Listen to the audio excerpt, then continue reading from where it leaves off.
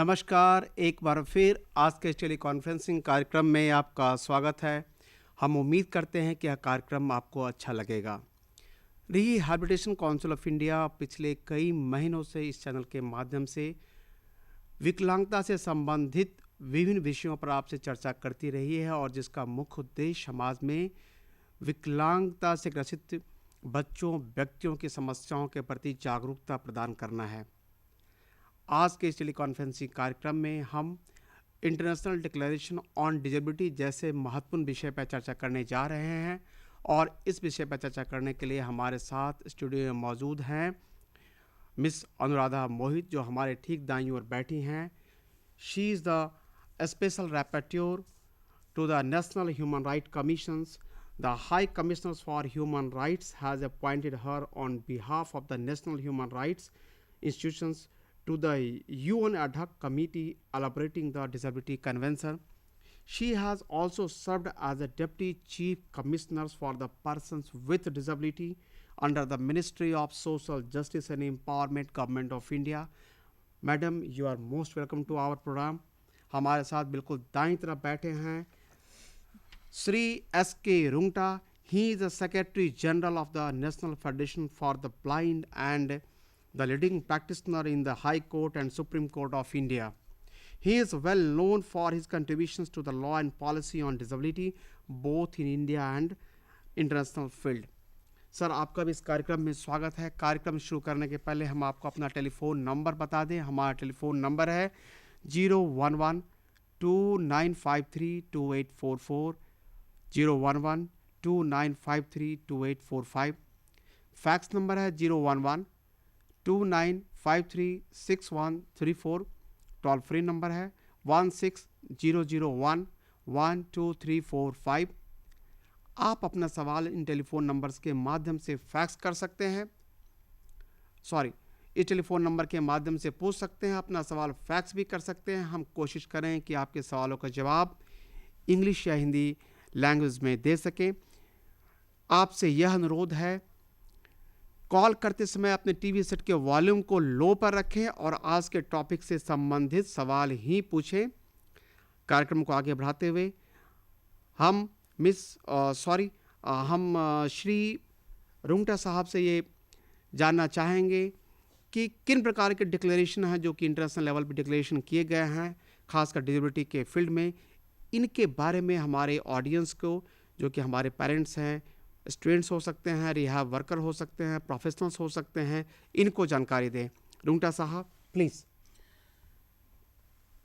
आज का जो विषय है international declarations, specially in the context of disability, उस पर उन डिक्लेरेशंस को बताने से पहले मैं आप सबको ये ज़रूर बताना चाहूँगा कि ये डिक्लेरेशंस किस माध्यम से हुए और कौन सा ऐसा इंस्टीट्यूशन है जो जिसने इन डिक्लेरेशंस को अडॉप्ट किया. मेरा इशारा यूएन की ओर है, यूनाइटेड नेशंस की ओर है, क्योंकि अंतर्राष्ट्रीय स्तर पर कोई भी कानून या नीति जो अंतर्राष्ट्रीय महत्व की है और अंतर्राष्ट्रीय स्तर पर जिसकी मान्यता हो, वो संयुक्त राष्ट्र संघ द्वारा, यूनाइटेड नेशंस द्वारा ही अडॉप्ट की जाती है. आप जानते हैं कि द्वितीय विश्व युद्ध के बाद जब अंतर्राष्ट्रीय स्तर पर ये गहन चिंतन शुरू हुआ, आपस में बड़ा सीरियस डिस्कशन शुरू हुआ इंटरनेशनल कम्युनिटी में. इंटरनेशनल कम्युनिटी, जब मैं शब्द यूज़ कर रहा हूँ तो मेरा मतलब मेंबर कंट्रीज़ से है, मेंबर गवर्नमेंट्स से है, जो वर्ल्ड की गवर्नमेंट लीडर्स हैं. उनमें एक सीरियस डिस्कशन इनिशिएट हुआ कि किस तरह से इंटरनेशनल ऑर्डर रेस्टोर किया जाए और किस तरह से ह्यूमन लाइफ और लाइफ की डिग्निटी, ह्यूमन डिग्निटी को रेस्टोर किया जाए. उस संदर्भ में यूएन का जन्म हुआ और सबसे पहला स्टेप जो यूनाइटेड नेशंस ने लिया, universal declaration on human rights adopt करके लिया, जिसका सबसे इम्पॉर्टेंट एलिमेंट था कि इंटरनेशनल कम्युनिटी ने ह्यूमन राइट्स पर जोर दिया और ये माना कि सबसे इम्पॉर्टेंट फोकस मेंबर गवर्नमेंट्स का वो ह्यूमन लाइफ और ह्यूमन डिग्निटी को रिकग्नाइज करने और ह्यूमन पोटेंशियल को डेवलप करने, अपनी पर्सनैलिटी को डेवलप करने का हर इंडिविजुअल को पूरा राइट रिकग्नाइज किया सभी गवर्नमेंट्स ने। ये इस declaration, universal declaration of human rights के बाद डिफरेंट सब्जेक्ट्स पे बहुत से डिक्लेरेशंस हुए और जो इंटरनेशनल लॉ डेवलप हुआ वो दो तरह से डेवलप हुआ। एक तो बाइंडिंग ट्रीटीज़ के माध्यम से जो मेंबर गवर्नमेंट्स ने अडॉप्ट करने के बाद मेंबर गवर्नमेंट्स ने रेटिफाई की और उनमें उन ट्रीटीज़ को मानने के अडॉप्ट होने के बाद, रेटिफाई होने के बाद उन मेंबर गवर्नमेंट्स में जिन्होंने रेटिफाई किया उनको उन पर वो बाइंडिंग हुए। और कुछ ऐसे डिक्लेरेशंस थे जो ट्रीटी के फॉर्म में नहीं थे, वो उनका रेटिफिकेशन प्रोसेस नहीं हुआ। तो इस तरह के इंटरनेशनल डिक्लेरेशंस भी हुए जो ट्रीटी के लेवल के नहीं हैं, स्टेटस के नहीं हैं। वो मैं यहाँ पर अनुरोध करूँगा अनुराधा जी से कि वे आपको ये डिफरेंस समझाएंगी और फिर आपको एक ओवरव्यू देंगी कुछ इंटरनेशनल डिक्लेरेशंस का जो डिसेबिलिटी कंटेक्स्ट में इम्पॉर्टेंट है। Madam please. Thank you. बात को आगे बढ़ाते हुए मैं ये कहना चाहूँगी कि जिस प्रकार से हमारे देश में बहुत से कानून हैं, बहुत सी नीतियाँ हैं, इसी प्रकार से अंतर्राष्ट्रीय स्तर पर भी बहुत से कानून और बहुत सी नीतियाँ हैं। जिस प्रकार रोंगटा जी ने बताया कि अंतर्राष्ट्रीय कानूनों को हम ब्रॉडली दो कैटेगरीज में रख सकते हैं। पहली वह कैटेगरी उन कानूनों की जो कानून एनफोर्सेबल हैं, यानी कि जो पारित होने के बाद उन सब राष्ट्र की सरकारें जो है जब पारित कर देती हैं अंतर्राष्ट्रीय स्तर पर, ये उनका दायित्व तब बन जाता है कि राष्ट्रीय स्तर पर अपनी पूरी देश के अंदर उस कानून को, उस अंतर्राष्ट्रीय कानून को लागू करने के लिए कुछ महत्वपूर्ण कदम उठाए। उनमें से जैसे भारतवर्ष का जो हमारा संविधान है, ये ख़ास तौर पर भारत सरकार पर एक जिम्मेवारी देता है कि यदि भारत सरकार ने कोई अंतर्राष्ट्रीय समझौता अगर साइन किया है, अंतर्राष्ट्रीय इंटरनेशनल एग्रीमेंट को एग्री किया है, तब उस एग्रीमेंट के तहत जो कदम उठाने लाजमी हैं उसको लागू करने के लिए वो उठाए जाएं। और उसके लागू करने में जो मुख्य तौर पे जो कदम उठाने की आवश्यकता रहती है उनमें ये कि कभी कभी आपको नए कानून पास करने पड़ सकते हैं। किसी परिस्थितियों में जो कानून आज लागू हैं उनमें कुछ संशोधन या अमेंडमेंट्स करनी पड़ सकती हैं। इसके अलावा कुछ नए प्रोग्राम्स और स्कीम्स भी लागू करने की संभावना हो सकती है। मुख्य तौर पर अंतर्राष्ट्रीय कानून जो है वो राष्ट्रीय स्तर पर इस प्रकार के दो परिवर्तन देखता है। एक तो नए कानूनों का लागू करना और पुराने कानूनों की रिफॉर्म की प्रोसेस की भी मांग करता है। लेकिन यह संभव रहता है जब जो अंतर्राष्ट्रीय कानून है वह एनफोर्सेबल कैटेगरी का हो, जिसको हम हार्ड लॉ इंस्ट्रूमेंट कहते हैं, और जो दूसरी कैटेगरी के इंस्ट्रूमेंट्स हैं जिन्हें हम सॉफ्ट लॉ इंस्ट्रूमेंट्स कहते हैं, वो राष्ट्रों पर बाधित तो रहते हैं लेकिन किसी भी कोर्ट के सामने उस सॉफ्ट लॉ इंस्ट्रूमेंट के अंतर्गत कोई व्यक्ति, उस राज्य में रहने वाला जिसने सॉफ्ट लॉ इंस्ट्रूमेंट को साइन किया है, कोर्ट के सामने उस अंतर्राष्ट्रीय मसौदे के तहत अपने अधिकार के संरक्षण की गुहार नहीं लगा सकता। यानी this is a non-justiciable type of non-enforceable instrument and cannot be brought before the courts. Just like directive principles of state policy under our constitution. That's right. तो जैसे रोंगटा साहब ने बताया कि यूनिवर्सल डिक्लेरेशन जो कि एक जिसको हम कह सकते हैं कि इंटरनेशनल कॉन्स्टिट्यूशन है, ये जिस तरह अपने देश का संविधान है, कॉन्स्टिट्यूशन है जिसके जो गाइड करता है हमारे दूसरे लॉज और पॉलिसीज़ को, इसी तरह से यूनिवर्सल डिक्लेरेशन अंतर्राष्ट्रीय संविधान का हम उसे दर्जा दे सकते हैं, क्योंकि उसकी आज मान्यता इतनी वाइड है, सभी देशों में है कि डेक्लरेशन ने बहुत, चाहे वो डेक्लरेशन यूँ तो सॉफ्ट इंस्ट्रूमेंट होता है, लेकिन इसका वाइड एक्सेप्टेंस की वजह से इसकी महत्व बहुत बढ़ जाता है, जिसको हम bill of rights, international bill of rights कहते हैं। उसमें ये डेक्लरेशन, उसके साथ 2 कॉवेनेंट्स आते हैं। पहला international covenant on civil and political rights, और दूसरा international covenant on economic, social and cultural rights.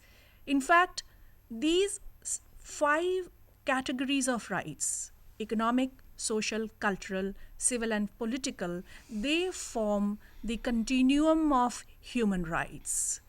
And together with the declaration, it is referred to as International Bill of Rights. Now, these instruments are more general in nature, but are in the category of hard law instruments. Apart from these general instruments, there are specific thematic instruments. Thematic instruments are instruments which look at specific aspects of the rights of either a group of citizens or a certain aspect of the rights of all citizens. Take, for example, the common thematic instruments. These thematic instruments are in the category of hard law instruments, and they are enforceable in the countries who have, after signing these instruments, have also ratified them. You would notice on the screen that these instruments have a focus on the rights of women, children, racial minorities, migrant workers, and they also talk about, they provide a framework to deal with the instances of torture. So there is a convention against all forms of torture. Apart from this, other instruments are very much focused on the rights of specific groups that exist in almost all the societies. These thematic instruments are, as I said earlier, are in the category of hard law instruments. The contribution which they have made to the international law is very important. Why? Because the general instruments provided a general framework about the rights and the obligations of the governments in fulfilling those rights by the citizens. But despite such general instruments and general recognition of rights and a protective framework, many groups, such as women, such as children, minorities, and migrant workers, their rights could not be enjoyed by them fully. And in other words, we can say they faced a number of obstacles in the enjoyment of their rights. The question before the governments of all the countries in the world was, what needs to be done to ensure that these groups can enjoy their rights on equal basis and without any discrimination? And from that thinking and concern, birth of these instruments was possible. And now I will focus my attention a little bit on the declarations and soft law instruments. The second category of international policy and legal instruments is one which is not enforceable, and in other words, we can call them as soft law instruments. These instruments are normally referred to as declarations, rules, principles, and guidelines. On the screen now you can see some of the important soft law instruments which the international community, which means the member states of United Nations, have adopted in last about 30 years. The history of declarations and instruments, declarations and proclamations is quite old, but when it comes to disability, It started in 1971 with the Declaration on the Rights of People with Mental Retardation. And then in 1975, we had a Declaration on the Rights of Persons with Disabilities. Apart from these two declarations, which form part of the soft law instruments, there are yet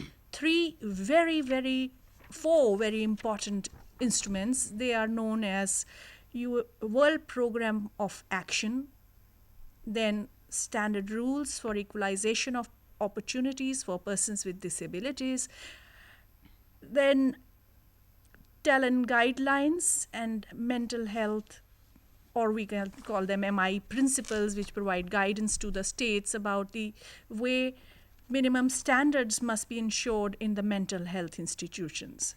All of these instruments have their great relevance, but some of these instruments are more widely used, and one of the instruments which is more widely used and referred to by all the governments of the world, by all societies, including people with disabilities, is UN Standard Rules for Equalization of Opportunities, adopted in 1993. And I am going to request my colleague Mr. Rungta to throw some light and share some of the salient features of these instruments and its bearing on the lives of persons with disabilities. Over to you, Mr. Rungta. आगे जो अनुराधा जी ने कहा उसको आगे बढ़ाते हुए standard rules, जैसा अनुराधा जी ने कहा अभी, कि ये एक बहुत इम्पॉर्टेंट इंस्ट्रूमेंट है। और मैं अगर ये कहूँ कि स्टैंडर्ड रूल्स ही रिस्पॉन्सिबल है बहुत से पॉलिसी एंड लेजिस्लेटिव डेवलपमेंट का इन द वर्ल्ड, तो गलत नहीं होगा। इसकी डिटेल्स में जाने से पहले ये इम्पॉर्टेंट है कि हम इसके बैकग्राउंड की एनालिसिस करें, किस बैकग्राउंड में ये स्टैंडर्ड रूल्स अडॉप्ट किए गए। 1981, जैसा सबको पता है कि 1981 international year for the disabled persons के रूप में यूएन ने डिक्लेयर किया और सभी governments of the world governments ने इसको सेलिब्रेट किया। थीम IYDP की जो थी वो थी पार्टिसिपेशन एंड इक्वलिटी। ये जो दो इम्पॉर्टेंट एलिमेंट थे, पार्टिसिपेशन एंड इक्वलिटी, अगर आप देखें कि डिसेबल्ड का जो एक्सक्लूजन है मेन स्ट्रीम लाइफ से, उसके कारण क्या है? Discrimination, inequal treatment and exclusion from participation due to various kinds of obstacles। Physical हो सकती हैं, लीगल हो सकती हैं, पॉलिसी फ्रेमवर्क की हो सकती हैं और एटीट्यूडनल हो सकती हैं। इसीलिए ये दो वर्ड में ये सारी चीज़, इस थीम में ये सारी चीज़ों को एड्रेस करने की कोशिश की गई international year for disabled persons में, जो मनाया गया। और वहीं पर इसको क्लोज नहीं किया गया। इंटरनेशनल कम्युनिटी और डिसेबिलिटी ऑर्गेनाइजेशंस ने परसू किया, जिसका रिजल्ट ये हुआ कि 1983 to 1992 was celebrated as decade for disabled persons। और उस दौरान वर्ल्ड प्रोग्राम ऑफ एक्शन, जो एक इंस्ट्रूमेंट बताया अनुराधा जी ने, वो world programme of action adopt किया गया। उसमें टारगेट एरियाज आइडेंटिफाई किए गए, but the theme again remained the equality and full participation of persons with disabilities. जब ये वर्ल्ड प्रोग्राम ऑफ एक्शन पे काम किया मेंबर कंट्रीज़ ने, तो इंटरनेशनल कम्युनिटी ने ये रियलाइज़ किया और डिसेबिलिटी मूवमेंट का जो एफर्ट था कि एक हार्ड लॉ हो, हार्ड लॉ नहीं अचीव कर पाए, लेकिन सॉफ्ट लॉ के रूप में standard rules on equalization of opportunities for persons with disabilities adopt किया यूएन ने in the year 1993। Standard rules और वर्ल्ड प्रोग्राम ऑफ एक्शन में जो सबसे इम्पॉर्टेंट डिफरेंस है वो ये है कि standard rules was more directed towards the member governments. The standard rules was more prescriptive in achieving the objective of equality and full participation. ये सबसे इम्पॉर्टेंट डिस्टिंक्शन है between world programme of action और इसके अलावा जो इसकी importance है standard rules की वो ये भी है कि वर्ल्ड प्रोग्राम ऑफ एक्शन जो उतना उसकी बाइंडिंग फोर्स नहीं थी जितनी स्टैंडर्ड रूल्स की इसलिए थी क्योंकि ये एक डिक्लेरेशन के रूप में अडॉप्ट किया यूएन जनरल असेंबली ने और अडॉप्ट करने के बाद मेंबर कंट्रीज़ ने इसको रेटिफाई किया। बेशक इसको कन्वेंशन का स्टेटस नहीं मिला लेकिन नियर कन्वेंशन के रूप में इसको जो प्रोसेस था जो अडॉप्ट किया गया वो नियर कन्वेंशन के रूप में, क्योंकि इसमें एक जो सबसे इम्पॉर्टेंट एलिमेंट है स्टैंडर्ड रूल्स में, इसमें मॉनिटरिंग मैकेनिज्म जैसे ट्रीटी में है, कन्वेंशंस में होता है, वैसे ही स्टैंडर्ड रूल्स में इसके प्रोग्रेस अचीव जो हुई हो इसकी इम्प्लीमेंटेशन में उसको मॉनिटर करने के लिए मॉनिटरिंग मैकेनिज्म भी प्रोवाइड किया स्टैंडर्ड रूल्स में। सर हमारे पास अभी एक कॉल है भुवनेश्वर से, हम एक कॉल ले लेते हैं सर, इसका जवाब दे देते हैं, इसके बाद फिर ये चर्चा जारी रखेंगे। हाँ भुवनेश्वर, आप अपना सवाल पूछिए। हेलो। हाँ, आपकी आवाज़ सुन रहा हूँ, बोले। Sir, I am from Bhubaneswar Chetana institute for mentally handicapped. Okay. Actually, I want to know that my question is regarding the child rights. What are the declarations over the child rights on the UN?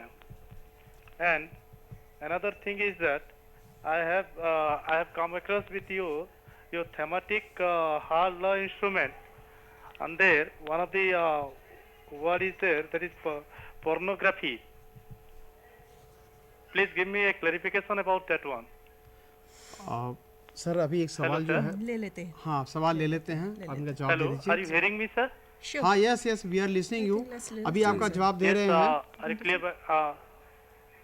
हाँ, बोले।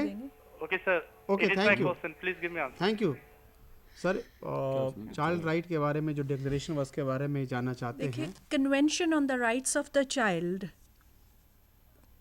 Please. deals with many aspects of the rights of children. In this convention, there is Article 23, which is of particular interest for children with disabilities and their rights.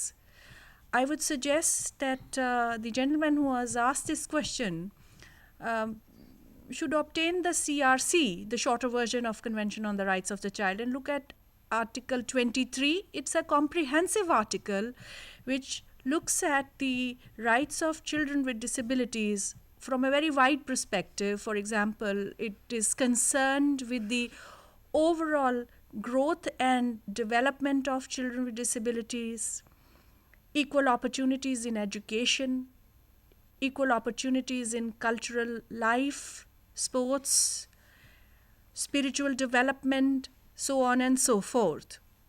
But I must mention here, I do a little critique of this convention, and that is that this convention adopted an approach by which rights of the children have been delineated under Article 23. So the article is focused in one way on the rights of children with disabilities, but on the other, when you look at the convention as a whole, you don't see mention about disability in any other article of the convention.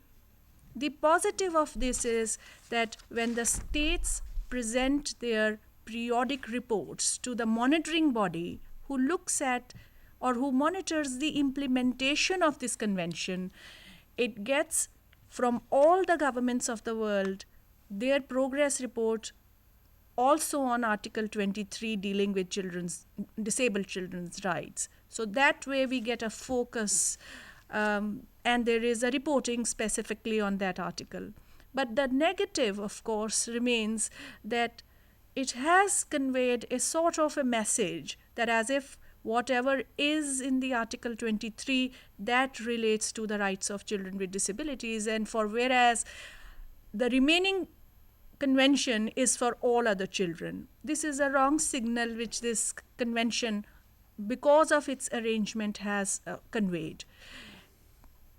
Now we are trying to amend this in using many strategies, and one of them is that the Committee on the Rights of the Child, which is the monitoring body, has issued a general comment asking the states means the governments of all the world, to report on children with disabilities in under every article of the convention. This is very new, and the governments have yet to report in that comprehensive fashion and in integral fashion. Mr. Rungta, would you like to add something? No, I think.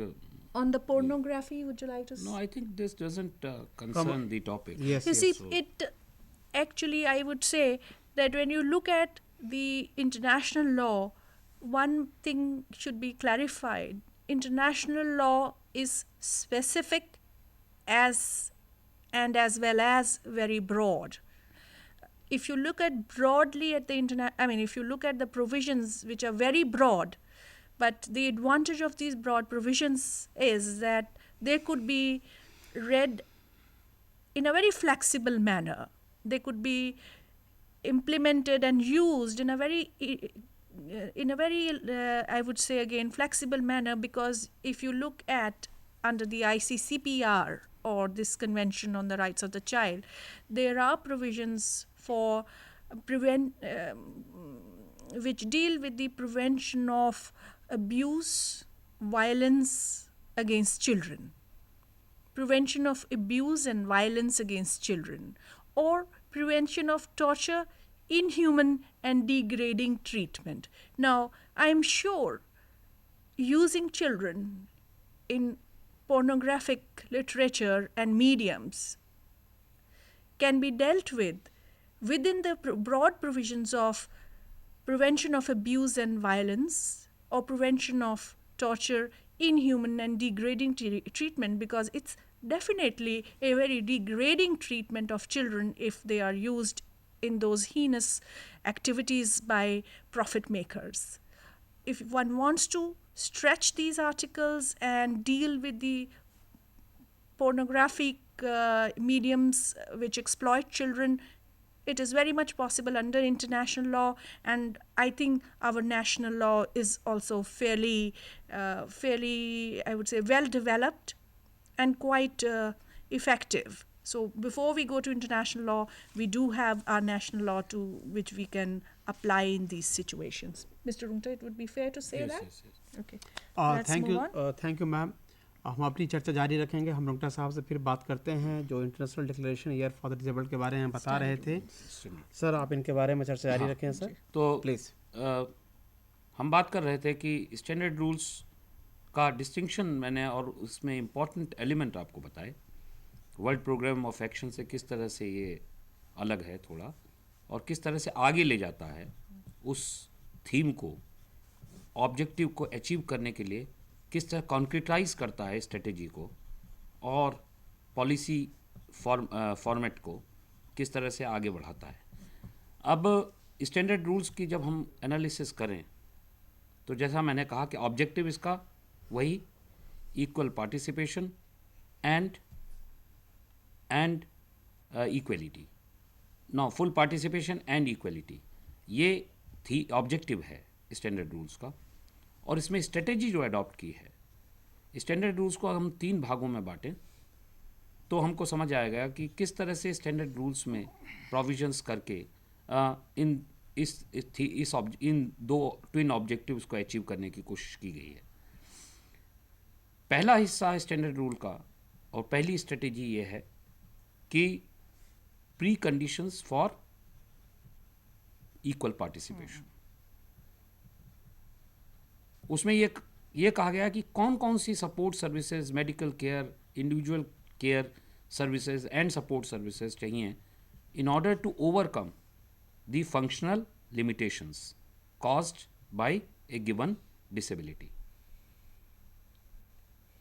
That means the functional limitation imposed by a given disability has been identified as an obstacle, and the steps to be taken in order to overcome that obstacle, in order to formulate policies and strategies, ऐसी नीतियाँ, ऐसी strategy adopt करने की बात कही गई है जिससे इनको ओवरकम किया जाए. इसमें रिहेबिलिटेशन सर्विसेज हैं, मेडिकल केयर सर्विसेज हैं, प्रोविज़न फॉर इक्विपमेंट्स हैं, वगैरह वगैरह, जिससे सारा एनवायरनमेंट जो है वो एक्सेसिबल बन सके और पार्टिसिपेशन को हम प्रमोट कर सकें. दूसरा जो पार्ट है स्टैंडर्ड रूल्स का, वो टारगेट एरियाज का है.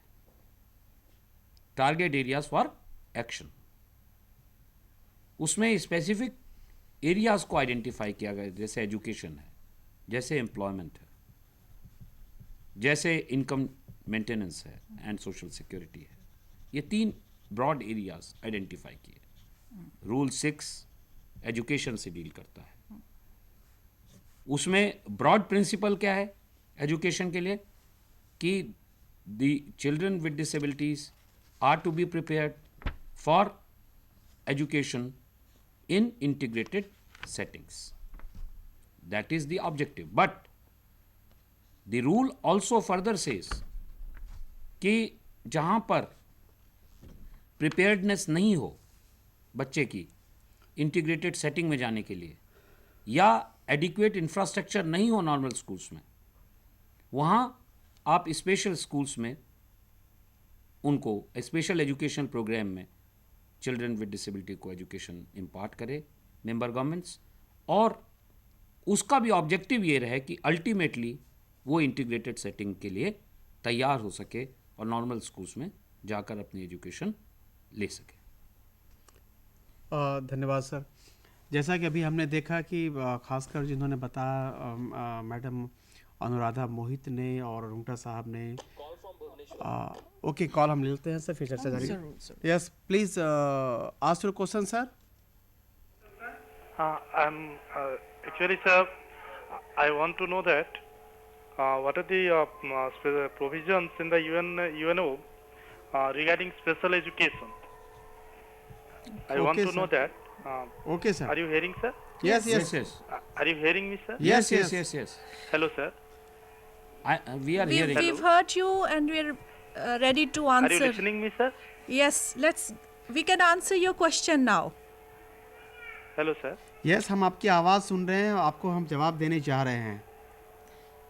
Provision for the special education. Special education in the United Nation. पहली बात तो देखिए, I want to clarify that United Nations does not have any provision of its own for a given situation. These are broad principles as has been enunciated in standard rules or other declarations.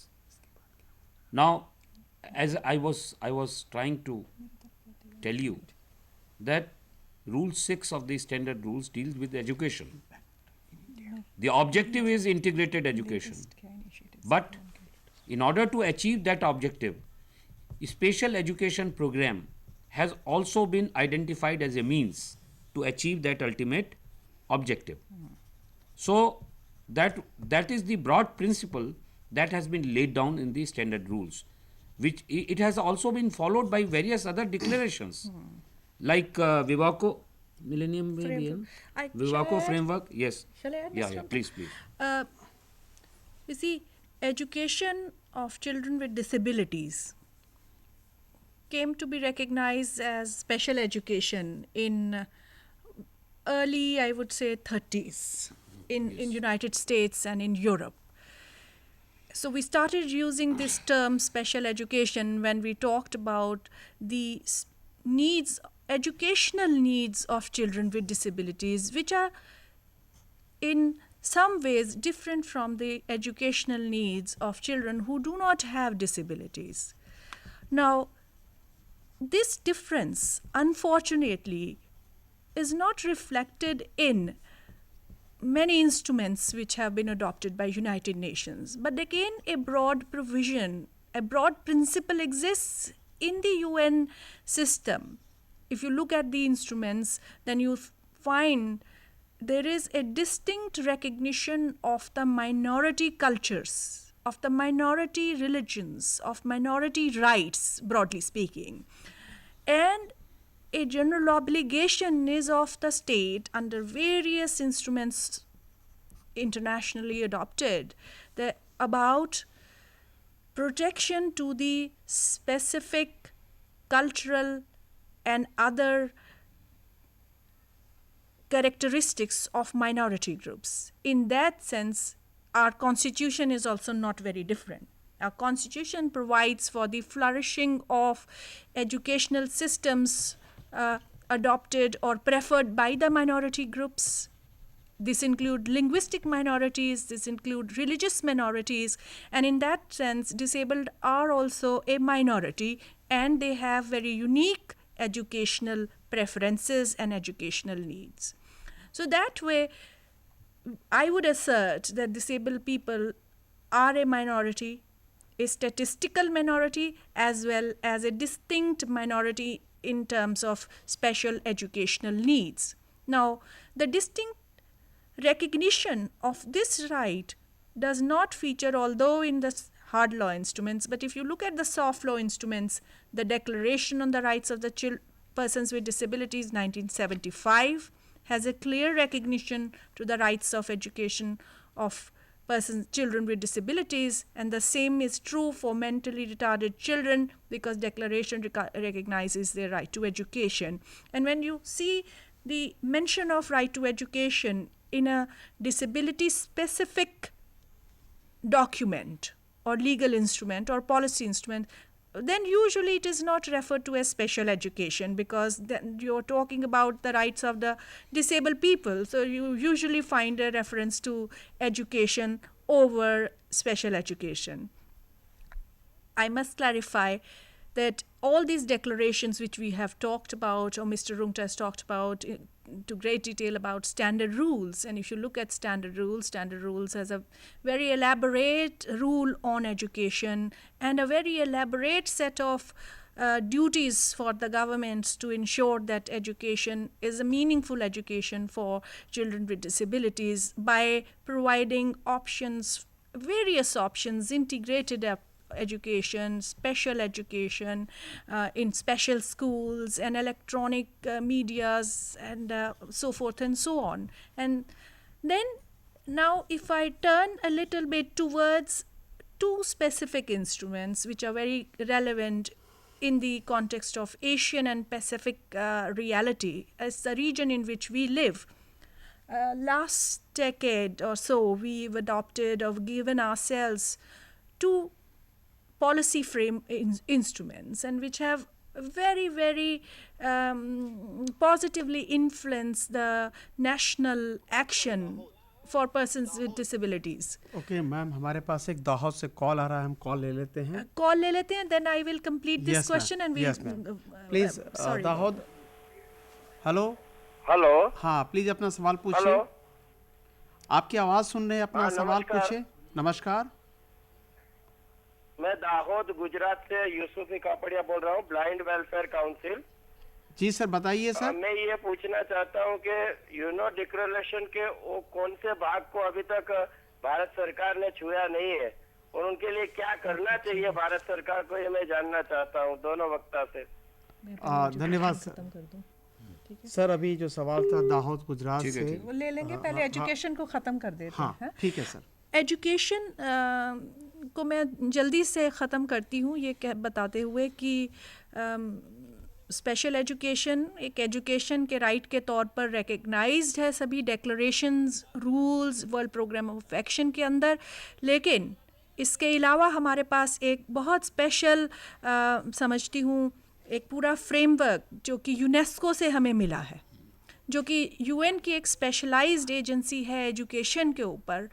उसने बहुत से policy policies adopt की हैं, जिन policy documents को भिन्न भिन्न नामों से हम लोग जानते हैं, जिनमें से विशेष महत्व की 2-3 हैं जिनका मैं जिक्र करना चाहूँगी।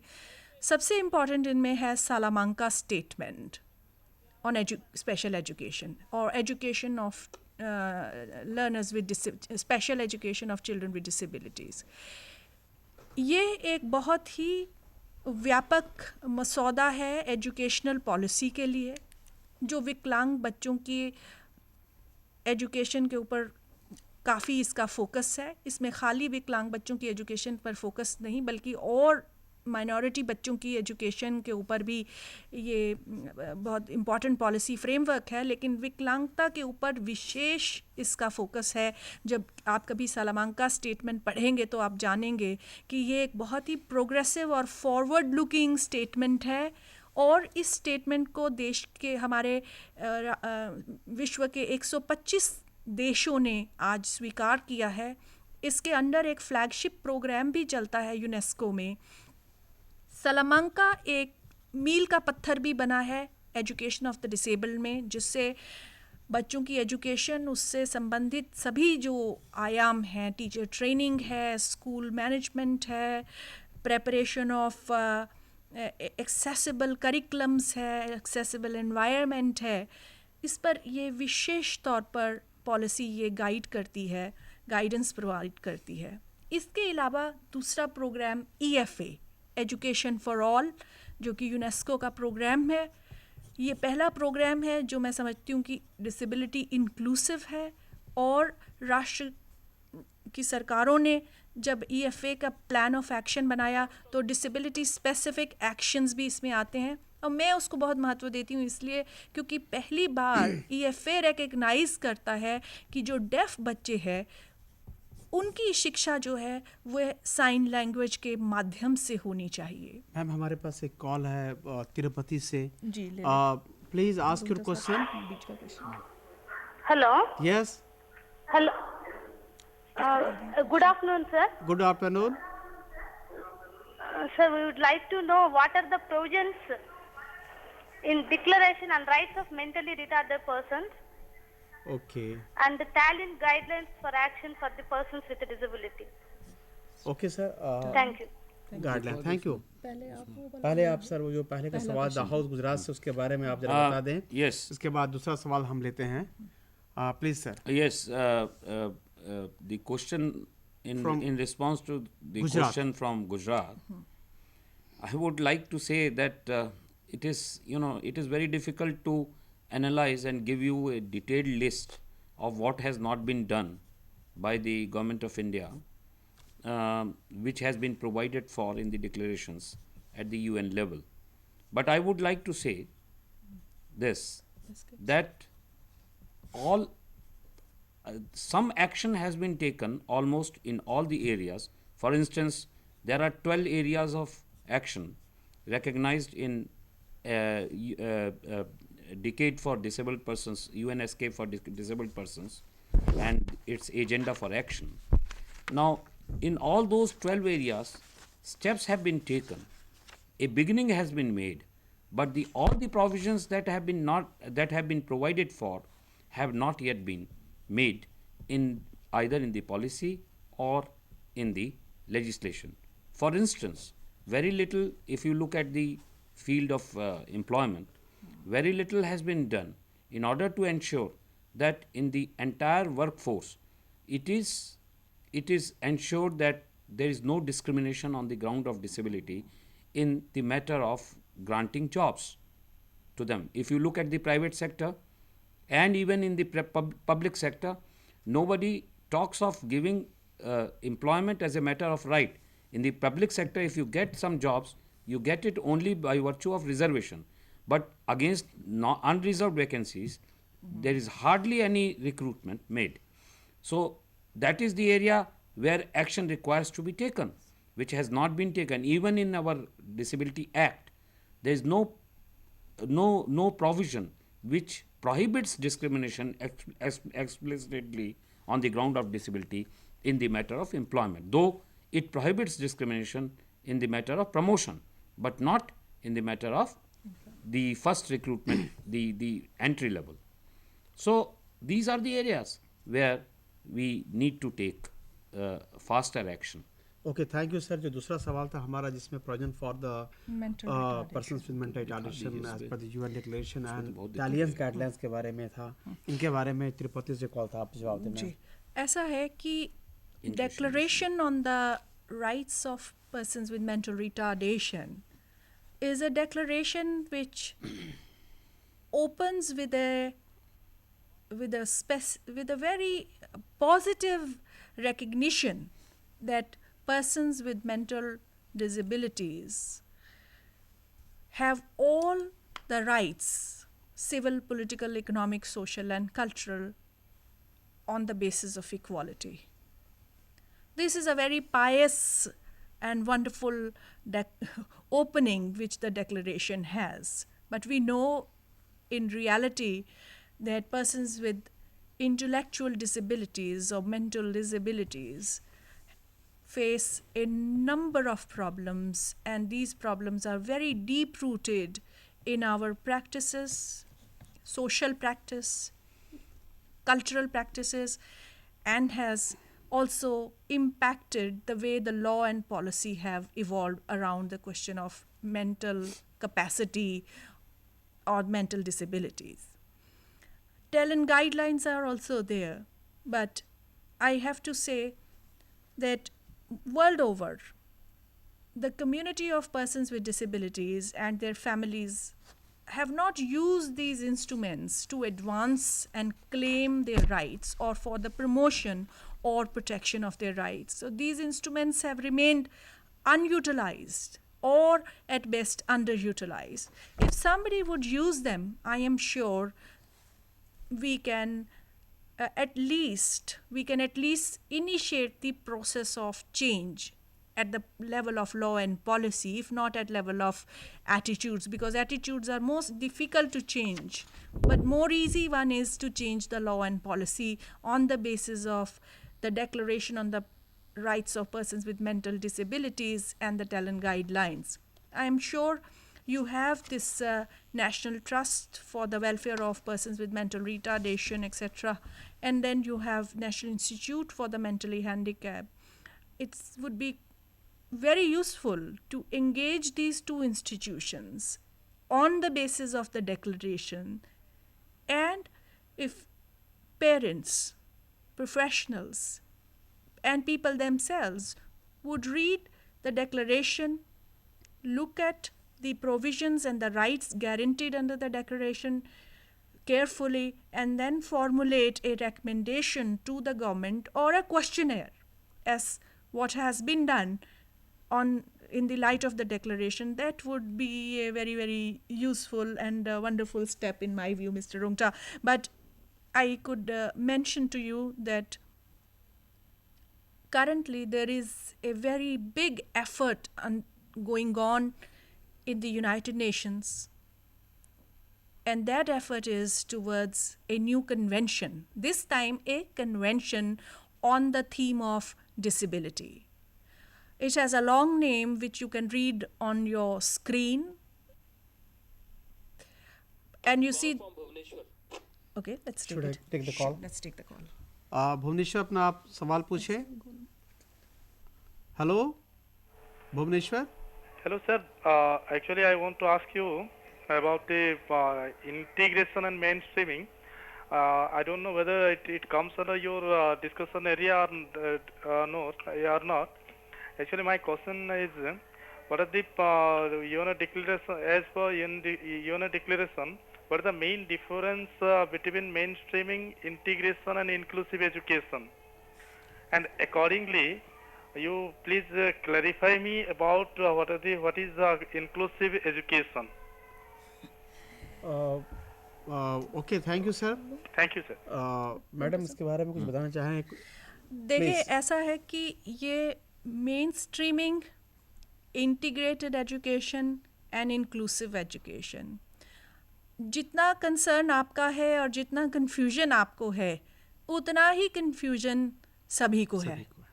यूनाइटेड नेशंस में जब भी मैं अभी बता रही थी कि नई कन्वेंशन एक डिसेबिलिटी के थीम पर आ रही है, जो कि पहला ऐसा legal international human rights law instrument होगा जो कि राइट्स ऑफ द डिसेबल्ड पर हमारी मेंबर स्टेट्स अडॉप्ट करेंगी, वो काफ़ी एडवांस स्टेज पे उसकी तैयारी है. मैं आपसे बताना चाहूँगी कि इसकी ड्राफ्टिंग में भी जब चर्चा चलती है तब इंटीग्रेशन, मेन स्ट्रीमिंग, इंक्लूजन को लेकर भारी कन्फ्यूजन रहता है, क्योंकि यह जो टर्म्स हैं ये भिन्न कल्चर्स अलग अलग तरह से इसको इंटरप्रेट करते हैं, अलग अलग तरह से इसे रिलेट करते हैं.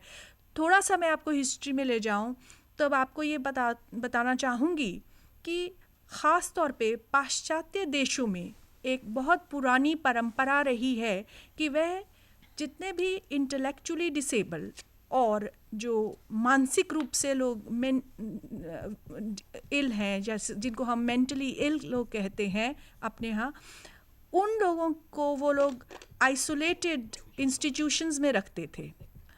उनके यहाँ लंबी ये परंपरा होने की वजह से इन लोगों को मुख्य धारा में लाना ज़रूरी था, और उनके यहाँ एक तरह से एक मुहिम चली कि ऐसे आइसोलेट करने वाले असाइलम लाइक इंस्टीट्यूशंस को बंद किया जाए. इसलिए उन्होंने एक नारा इंक्लूजन का दिया, या उन्होंने कहा मेन स्ट्रीम, यानी मुख्य धारा जो एजुकेशन की है या समाज की है उसमें जोड़ने का.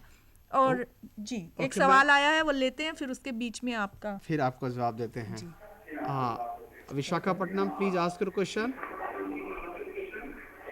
हेलो. नमस्ते. नमस्ते सर. नमस्कार. Sir, please can you differentiate between IED program and inclusive education? ID program. And inclusive education. So same question. Same question. Okay, What the is same difference question. between IED program and inclusive education? Okay, sir. Same I think madam is replying the same question. Ma'am, please. So I'm going to now speak a little bit in English, considering that our friend from Vishakhapatnam is also with us on this question. So the history of the education, if you look at, then the West has a very long practice of isolating children into asylum-like institutions. According to a study, more than 40% of children studied in or left by the parents in asylum-like institutions. So the West became very conscious of this practice of exclusion and came up with a slogan of mainstreaming. And fortunately, that practice is not so wide in India. You do not see too many asylum-like isolated institutions which work for the children with disabilities. In fact, if you look at the schools for the children with mental retardation, most of these schools do not have residential facility. Many parents would like to send them to residential schools, but unfortunately, there are no residential schools. It is a situation exactly opposite from the situation in the West. Now, when we do not have the practice of isolation, the question of inclusion is almost meaningless in the context of India, because Indian is by and large an inclusive society. Yes, we, the blind people, the deaf persons, we have gone to special schools with residential facilities. But these were schools with the hostels. They are not like asylums. Nowhere like asylums. Problem could be in the educational standards which these schools offer. Now, if the standards are not very good, the answer does not lie in shutting those schools down. The answer lies in improving the standards of education in those residential schools. Just see, we have in the country DPEP program. DPEP program is towards improving the primary education, gearing up the primary education schools and teachers in all respects. The same way, the special schools for the deaf and blind in India require something like a primary education. They are very much a part of an integrated society. So the difference between inclusion and mainstreaming is not very stark and clear. For us, I think if you look at from the legal perspective, from the perspective of law, then law recognizes one thing clearly, that every child has a right to education, but the law does not prescribe a particular model of education, because that would impose a restriction on the right of the right holder, because right to education can be enjoyed by an individual depending by preferring a particular system of education, which must be selected, or the choice must rest with the person and his family. The government cannot decide under the law about what type of school a child or a group of children should attend. This will be, if you do that,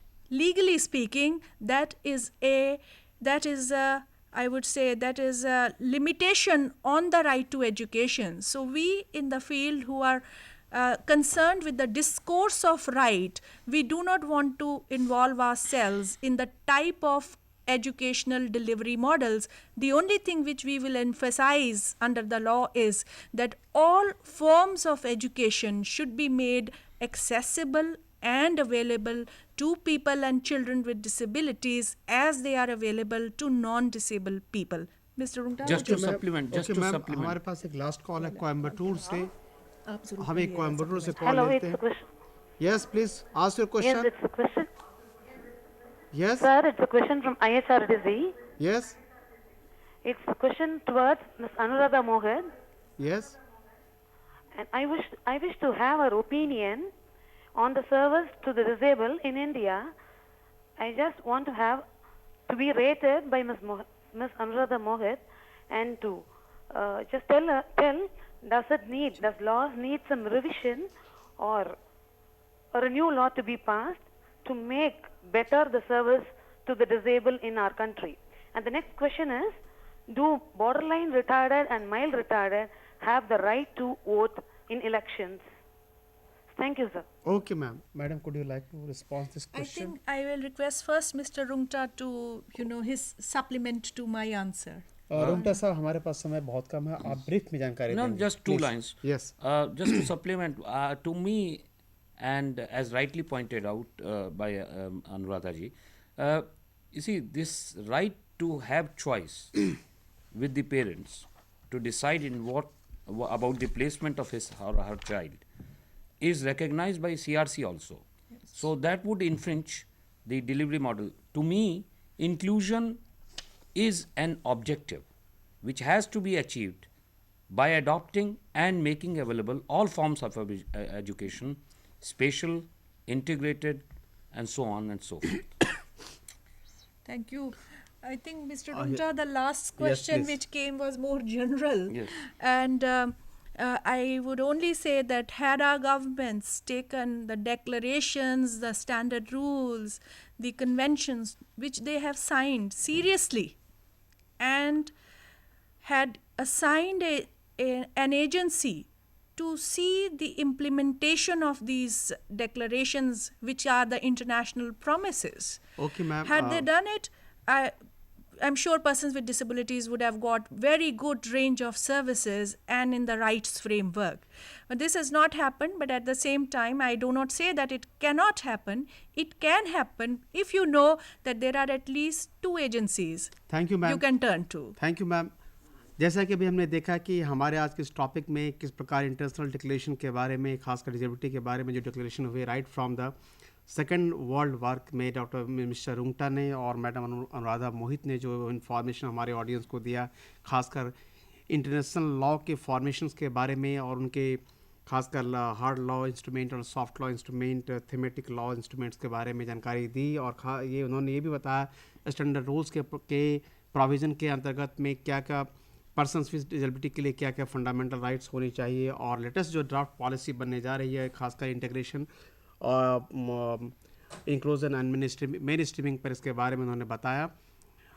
हम आप दर्शकों को ये बता दें, जो हमारा जो नेक्स्ट टेली कॉन्फ्रेंसिंग प्रोग्राम है, खासकर वो जो नेक्स्ट प्रोग्राम है इंक्लूजन पर, और जो हमारे फ्रेंड्स जिन्होंने तिरुपति से और भुवनेश्वर और विशाखापट्टनम से जो सवाल पूछा था, इसके बारे में मज़ीद जानकारी और ले सकते हैं नेक्स्ट प्रोग्राम यानी नेक्स्ट वेडनेसडे को. और इस संबंध में खासकर अभी लास्ट में जो क्वेश्चंस आए थे SRKV कोयम्बटूर से, if they need more information I will request madam Anuradha Mohit to just answer them through the mail. और हम ये लास्ट में कहना चाहेंगे, हम इस प्रकार के प्रोग्राम RCA द्वारा हर एक वेडनेसडे को ऑर्गेनाइज किए जाते हैं। आपको ये कार्यक्रम कैसा लगा, इसके बारे में अपना सुझाव भेज सकते हैं। हमारा पता है rehabilitation council of India, B22 Qutub institutional area, new Delhi 16। आप इस कार्यक्रम में आए, मैडम अनुराधा मोहित आप इस कार्यक्रम में आए, आपका बहुत बहुत धन्यवाद। रुंगटा साहब आपका भी बहुत बहुत धन्यवाद। और हमारे ऑडियंस जो इस पार्टिसिपेट कर रहे हैं, खासकर MPSC के जो हमारे प्रोफेशनल्स हैं, उनको भी धन्यवाद। Thank you sir.